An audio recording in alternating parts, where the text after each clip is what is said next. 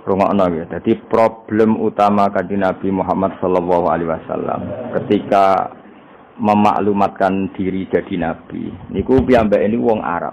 Arab niku tiyang Mekah.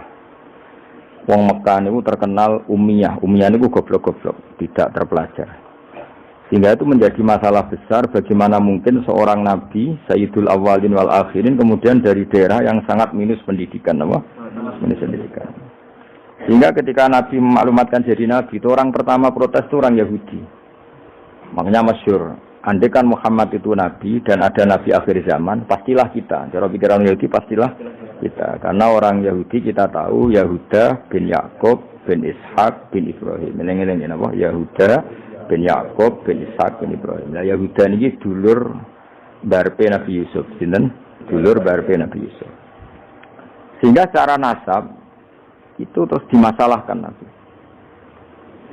Nah, karena Nabi itu dimasalahkan, delalah kersane pangeran, mbah-mbah Nabi itu punya tradisi yang menunjukkan bahwa beliau itu tidak pernah bohong. Misalnya yang paling dekat kita tahu adalah Muhammad bin Abdullah bin Abdul Muthalib. Abdul Muthalib ini orang yang suka tawaf ning Ka'bah. Suka tawaf di Ka'bah, kemudian ada pintu di Mekah namanya Babu Syaibah, apa? Babu Syaibah atau Babu Bani Syaibah. Terus sampai tok wau Ilyas. Ilyas itu wa huwa awwaluman ahdal budna ila rihabil haramiyah. Ada tradisi memberi hadiah ke Ka'bah. Singkat cerita, Imam Berjanji ini termasuk Sayyid Al-Husaini, Imam Berjanji ini namanya Ja'far bin Hasan Al-Berjanji ini. Beliau berpendapat atau memaklumatkan ulang bahwa Muhammad jadi nabi ku wajar. Mergo hakikate Muhammad adalah turunan Nabi Ibrahim alaihi salam. Berarti sama dengan klaim mereka kalau mereka mintoriki Ishak, ya, nabi-nabi kayak Nabi Yusuf kan mintoriki Ishak. Berarti kan Yusuf bin Yakub bin Ishak bin Ibrahim. Dan kita tahu secara mujma' alaih Ishak ini punya saudara lebih tua namanya siapa? Ismail. Nah, kanjeng Nabi ini dzurriyahe sinten? Ismail. Lalu itu butuh data empirik, data bahwa Ibrahim itu pernah di Mekah. Kalau betul orang Mekah itu turunan sinten Ibrahim, maka butuh bukti empirik. Bicara saniki artefak nopo-nopo bukti-bukti yang pernah menunjukkan Ibrahim di Mekah. Ini terus dijabek pangeran ketika orang Yahudi meragukan status nasabnya sinten Nabi Muhammad, terus pangeran rangno fihi ayatum bayinatum maqamu Ibrahim, bahwa Ibrahim benar-benar pernah di Mekah. Di situ ada batu yang pernah diinjak Nabi Ibrahim. Jadi makom itu bukan kuburan, tapi apa? Sesuatu yang pernah didomisali, ya, atau pernah diinjak. Jadi malah itu darani makom Ibrahim ini batu yang diinjak Nabi Ibrahim ketika bangun apa? Ka'bah. Ya karena mukjizat terus bekas. Dan bekas itu mulai dulu orang yakin dan pasti itu sisa atau bekas kakinya Nabi Ibrahim. Lana Ibrahim nate urip teng Mekah karena sampai bangun Ka'bah. Apalagi dulu bangunnya pasti lama. Berarti mungkin sekali Ibrahim meninggalkan zuriyahnya di Mekah. Makanya Quran terus cerita bahwa Ibrahim niku ngendikan ketika mau meninggalkan Mekah, ini askantu min dzurriyyati biwadin ghairi dzar'in inda baitikal muharram. Terus ada kepastian, makanya Quran ayat-ayat itu masih menjawab keraguan orang Yahudi bahwa Muhammad kenapa jadi nabi, dia itu anaknya siapa, turunannya siapa. Padahal di Taurat dan Injil jelas aturan nabi itu zurriyatam ba'duha min ba'd. Enggak boleh nabi turunannya Parlan itu tidak boleh, turunannya Karmen itu tidak boleh, ribet. Apa? Ribet. Nabi itu harus turunan Nabi. Bukan karena Allah itu asobiah, enggak. Masyarakat itu lebih ikhlas. Misalnya Nabi, turunannya Nabi, bayi Nabi hormat kan enak. Bapak Ewe Soleh, bayi Soleh, buyute Soleh. Misalnya Nabi sebagai Karmen katokan cekak kan juga bingung. Orang dihormati bapaknya Nabi, dihormati katokan cekak main gaple. Kan juga bingung. Jadi aturannya harus itu. Nah, kiai oleh kiai kan tidak maksum, derajatnya kan di bawah. Pemenang kiai maklar tambah oleh soalnya itu oleh.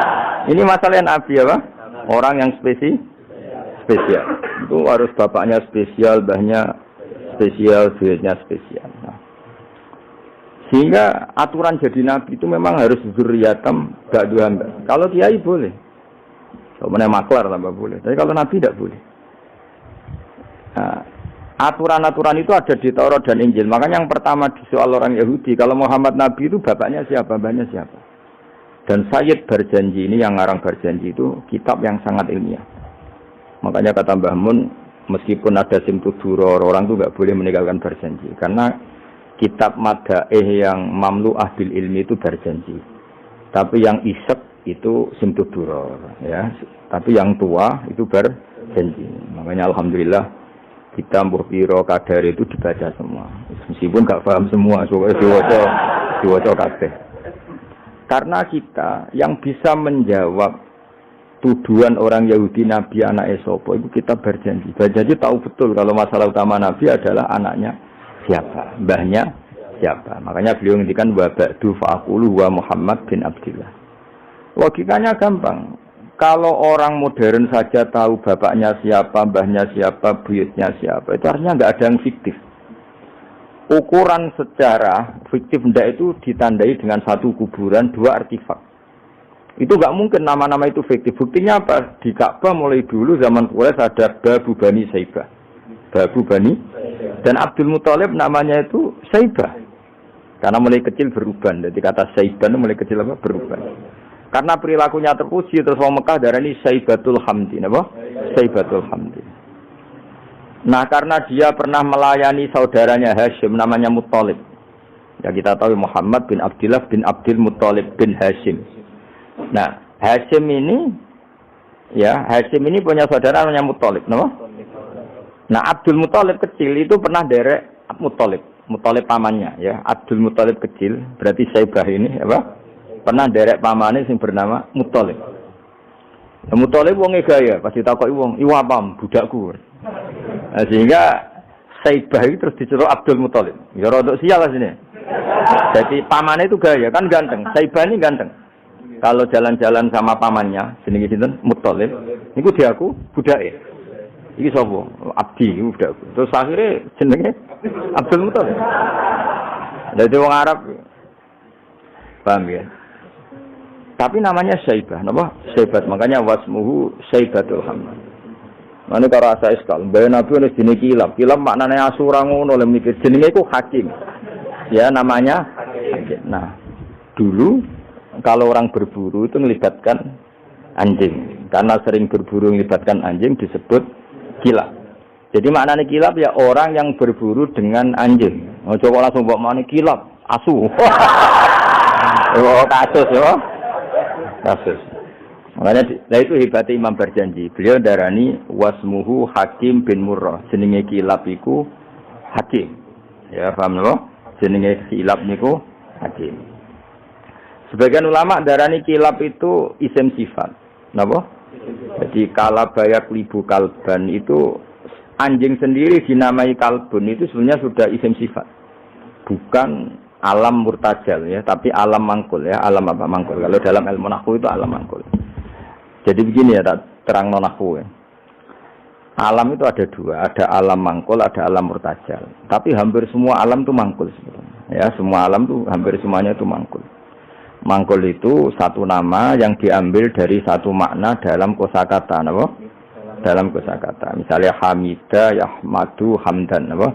Hamida, Yahmidu, Hamdan atau Yahmadu, Hamdan. Hamdan maknanya pujian, apa? Kemudian Nabi karena orangnya sifatnya terpuji disebut Muhammad, orang yang dipuji. Sehingga nama ini potensi rubah-rubah. Di Taurat itu Nabi tidak disebut Muhammad, disebut Ahmad. Di Injil juga disebut Ahmad. Itu tidak masalah karena Hamidah Yahmadu ya, seorang lagi Hamidah Yahmadu. Berarti kalau ingsun Ahmadu, saya muji. Karena Nabi itu orang yang sering muji Allah, menamakan dirinya Ana Ahmadu. Saya ini pemuja Allah. Berarti ana uta ingsun niku Ahmadu muji sapa ingsun Allah ing Allah. Sehingga ketika Nabi misalnya di Injil disebut Farqolit, Munahama, enggak masalah. Selama ini klaimnya orang Yahudi dan Taurat, di Injil Taurat itu enggak ada kata Muhammad. Ya tentu enggak ada karena Injil Taurat itu bahasa Ibrani, no? Di situ disebut Munahama, kadang disebut Farqolit. Tapi maknanya Mahmud atau Muhammad, orang yang dipuji. Paham ya? Makanya hampir semua alam itu mangkul, apa? Mangkul. Nah, pentingnya mangkul itu apa? Kalau suatu saat sejarah itu tidak sama, itu enggak masalah. Karena hakikatnya alam itu rata-rata mangkul. Saya beri sekian contoh ya, semuanya. Misalnya dulu Madinah itu Yasrib, kenapa? Yasrib.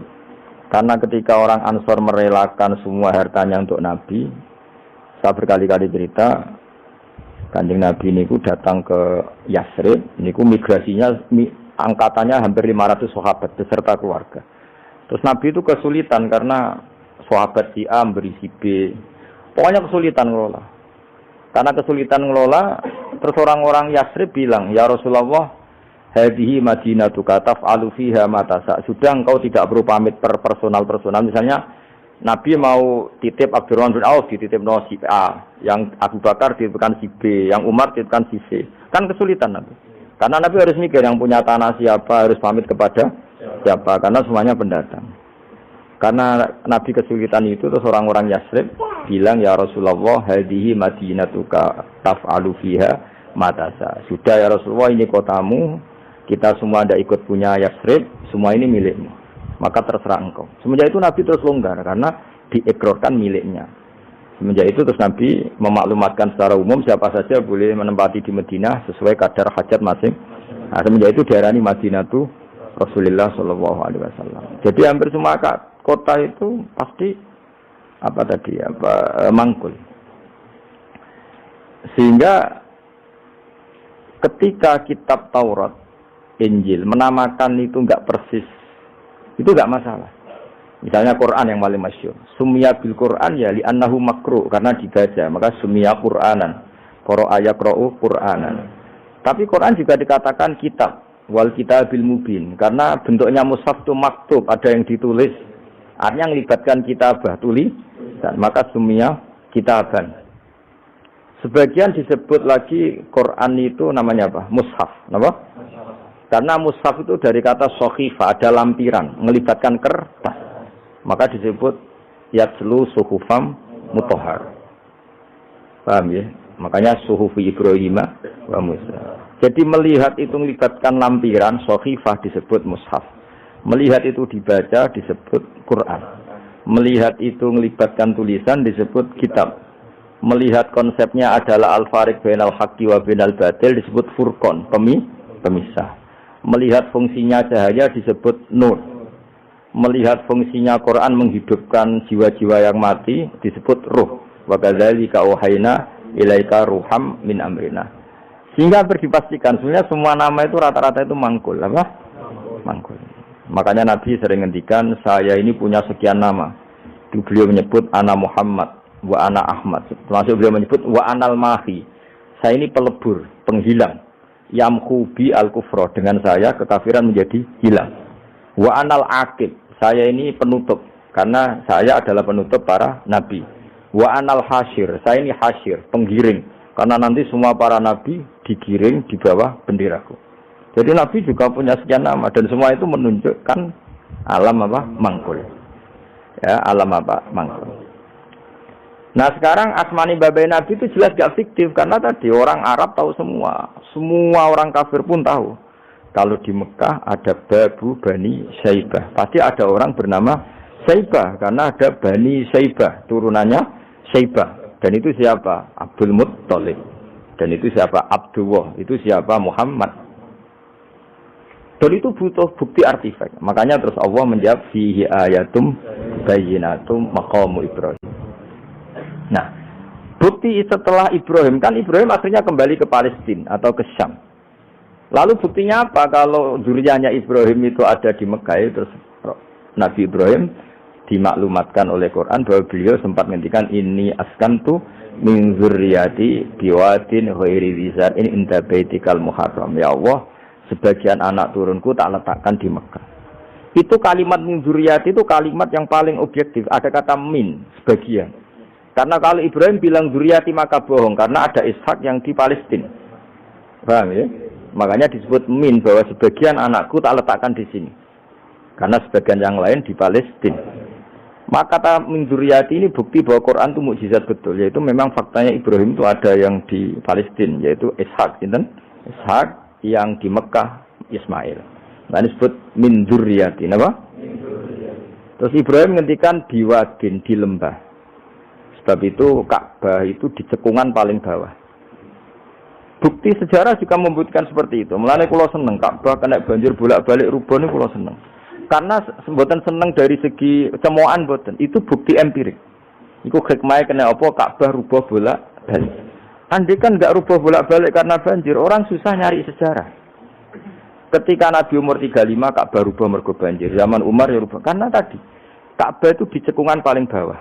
Quran memaklumatkan bahwa Ka'bah itu biwadin di cekungan paling bawah. Yaitu ada Jabal Abi Kubais di cekung gunung, Ka'bah paling bawah. Nah karena Ka'bah ini zaman Nabi Adam itu rob wa tumain. Jadi ketika Adam mau haji, tanya sama Allah, ya Allah saya harus kemana? Ya sudah ke Ka'bah. Titenani sebuti Gusti, ada rob wa tumain, ada roh wa tumain. Ada cekungan dalam tempatnya air. Itu sini Ka'bah. Zaman itu belum ada bangunannya, ya itu sudah namanya Ka'bah. Terus Ibrahim sesuai panduan itu bikin bangunan di situ. Bisa kamu bayangkan kan bangunan di cekungan paling bawah di sekelilingi gunung. Kan mesti kegerojok ke air. Makanya setiap banjir itu Ka'bah rubuh. Apalagi ya nggak ada semen, nggak ada terus dilapisi baja, nggak ada dulu. Pasti rubuh. Justru itu bagus. Bagus dari segi bahwa shadaqallahul azim ketika mengistilahkan Ka'bah itu biwadin. Paham ya? Biwadin. Jika sekarang alhamdulillah pemerintahan Wahabi meskipun gitu sampai sekarang Ka'bah itu dari Masjid Haram tetap ke bawah. Ya enggak ya mesti apa? Ke bawah, tetap di cekungan. Sampai sekarang desainnya Ka'bah tetap ya kita di Masjid Haram masuk itu nanti kalau mau ke Ka'bah pasti turun ke bawah sampai sekarang. Guling-gilingan statusnya Ka'bah itu biwadin ghairi dzar'in inda baitikal muharram. Nah ini penting. Sehingga orang-orang yang mengingkari nubuah pun percaya kalau Muhammad turunan Ibrahim karena semua data mengarah itu. Jadi Ka'bah kena banjir ana hikmah. Aja kok malah nggo ilmu jaduk. Jare omahe pangeran kok rubuh. Wah sing jaga sapa? Wong goblok. Jadi Allah kalau bikin sesuatu itu pasti hikmahnya besar. Baru era Umar terakhir dari kebijakan Jabal Abi Kubais itu dijebol supaya air tersalur keluar, tidak semuanya mengarah ke Ka'bah. Tapi itu bagus. Ijtihadnya Umar ya bagus. Tapi kenapa zaman Nabi ijtihad itu tidak ada? Memang nggak perlu ada zaman itu. Karena justru rubuhnya Ka'bah mergo banjir itu bukti benar-benar biwadin. Karena di cekungan paling bawah, maka rawan kena banjir. Logika rasionalnya kenapa di situ ada Zam-Zam? Ya karena logikanya gampang. Secara umum, meskipun Allah itu kuasa bikin mukjizat, tapi tetap ada nilai rasionalitasnya. Apa nilai? Karena Ka'bah itu di cekungan terbawah, maka mata air ya di situ. Paham ya? Makanya Zam-Zam ya dekat Ka'bah. Meskipun Allah bisa bikin air di puncak gunung, tapi itu kan betul lucu, kan? Maksudnya normali sumberan ning cekungan. Kan ora lucu. Banyu milih munggah kan ora lucu. Darani sulapa malah ribet kan. Jadi Allah itu meskipun kuasa melakukan apa saja tetap ibadah ajro alamat rodil adat atau alamut torodil adat. Sesuatu dibikin itu sesuai adat. Nah termasuk adat orang soleh itu turunannya orang soleh, turunan saleh. Makanya zuriyatam ba'duha.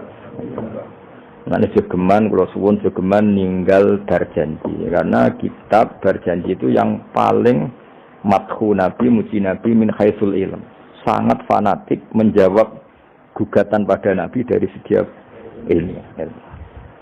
Termasuk beliau yang kalau kita ahli sunnah kan yakin bapaknya Nabi, bayi Nabi sampai Nabi Adam semuanya mukmin.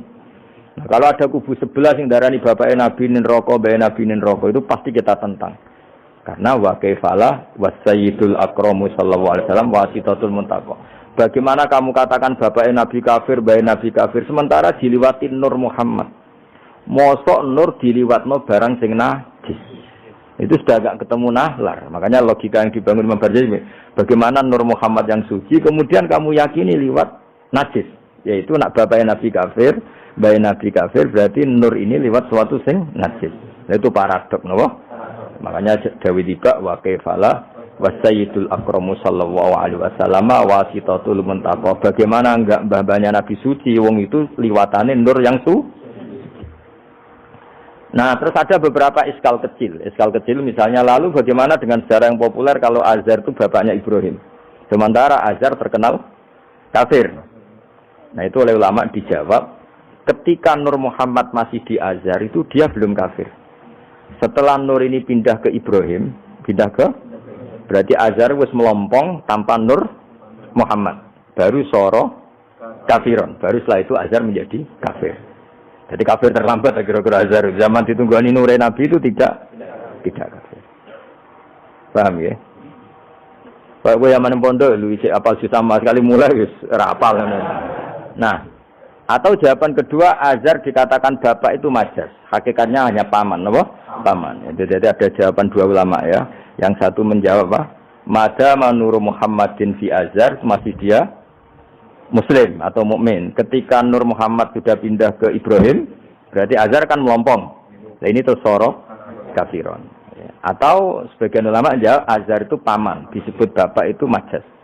Tapi jawaban itu menurut saya tidak setuju yang normal saja, karena nanti cara Imam Ghazali zalat sikoh bil alfat, nanti keribetan apa? Orang kemudian nggak percaya dengan lafaz, karena setelah pada kata bin iku tenan Torah, karena ada kemungkinan majas. Kan terus ribet. Makanya banyak ulama yang milih jawaban pertama ya. Mada manurun Nabi fi Azhar, itu Azhar belum kafir. Setelah ada intiqalun nur, peralihan nur ke Ibrahim, Azhar baru kafir. Ya, itu biasa, itu lebih gampang. Nah, tapi kita tetap yakin bahwa Nabi bapak Nabi ila Adam niku semuanya mukmin. Nah, alasannya apa? Wa kaifala wa sayyidul akramu sallallahu alaihi wasallam wa sitatuhul muntaqo.